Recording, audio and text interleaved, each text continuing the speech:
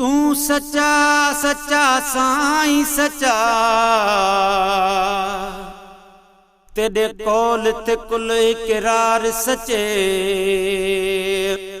अबू बकर उमर उस्मान अली, तेरे साईं प्यारे यार सच्चे।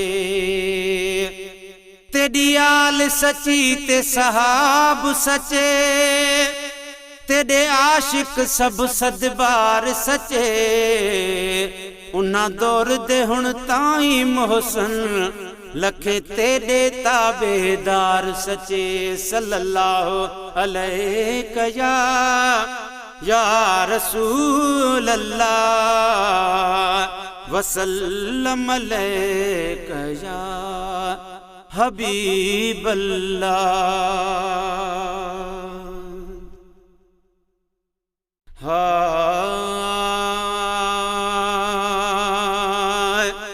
मोमिन पको चवाई, हक चार यार चो, हक चार यार चो। मोमिन पको चवाई, हक चार यार चो, हक चार यार चो। महबूब बजा गुलाम जुड़िया बार बार चो, हक चार यार चो। मोमिन पको चवाई, हक चार यार चो, हक चार यार चो। है सिर खां वधीक समझ सिपाही रसूल जा, सिर खां वधीक समझ सिपाही रसूल जा। जानियूं जनाब कान दिनऊं जान सार चो, हक चार यार चो। मोमिन पको चवाई, हक चार यार चो, हक चार यार चो। महबूब बजा गुलाम जुड़िया बार बार चो, हक चार यार चो।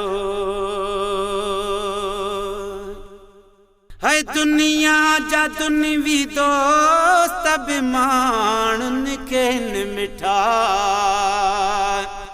है दुनिया जा दुनिवी दोस्त बेमानन के मिठा।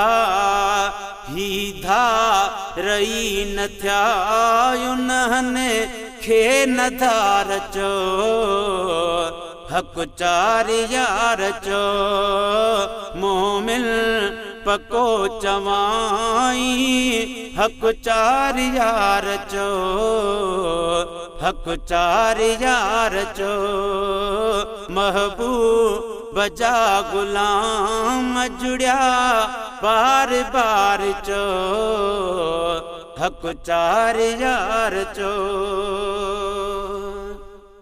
है संगती बि अज संगती जे मथा कखु नथा सहन, संगती बि अज संगती जे मथा कखु नथा सहन। पो कीअं जुदा हबीब कंदो कुर्बदार चो, हक चार यार चो। मोमिन पको सदाई, गुलशन सोमरो, गुलशन सोमरो, हक चार यार चो। महबूब बजा गुलाम जुड़िया बार बार चो, हक चार यार चो।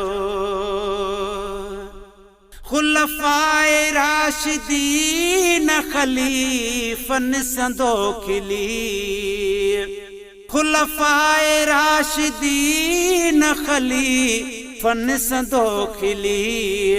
पंहिंजे बचन ऐं पाण खे बानीअ जो बार चो, हक चार यार चो मोमिन पको चवाई हक चार यार चो हक चार यार चो महबूब जा गुलाम जुड़िया बार बार चो है बार बार चो